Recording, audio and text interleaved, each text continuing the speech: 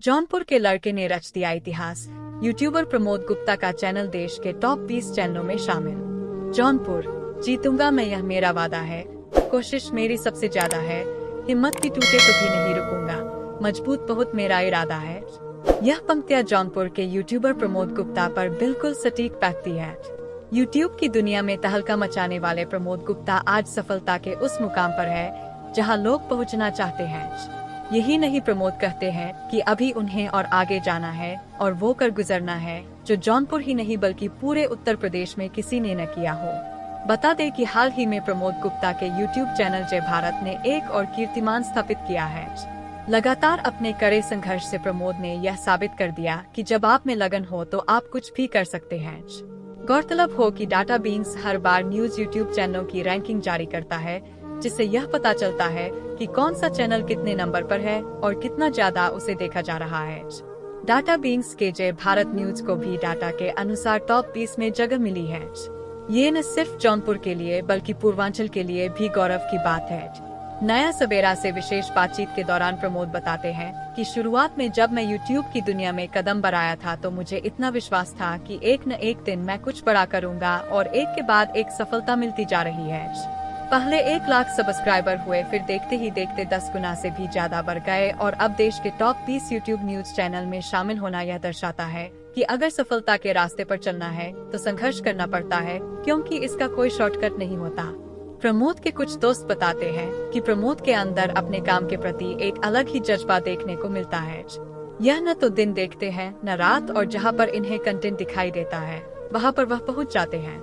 उत्तर प्रदेश हो या बिहार या फिर कोई और प्रदेश, प्रमोद कहीं पर भी पहुंचने पर जरा सा भी गुरेज नहीं लगता। उदय की इन किरणों को ये बादल क्या रोकेंगे। एक गाने की यह पंक्तियां भी प्रमोद गुप्ता पर बिल्कुल सटीक बैठती है।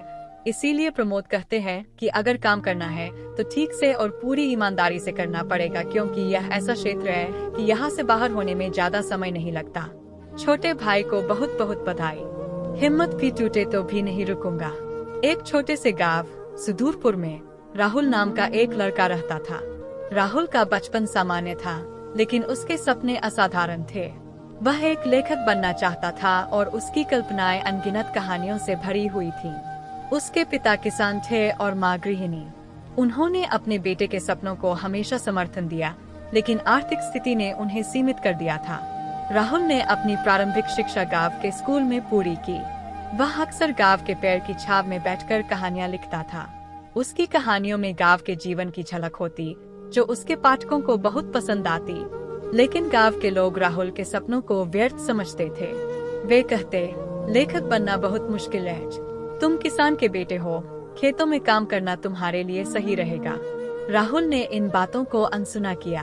उसके माता पिता ने उसे शहर में उच्च शिक्षा के लिए भेजा। शहर में राहुल ने एक छोटे से कमरे में रहना शुरू किया और विश्वविद्यालय में दाखिला लिया। वह दिन भर कॉलेज में पढ़ाई करता और रात को कहानियां लिखता।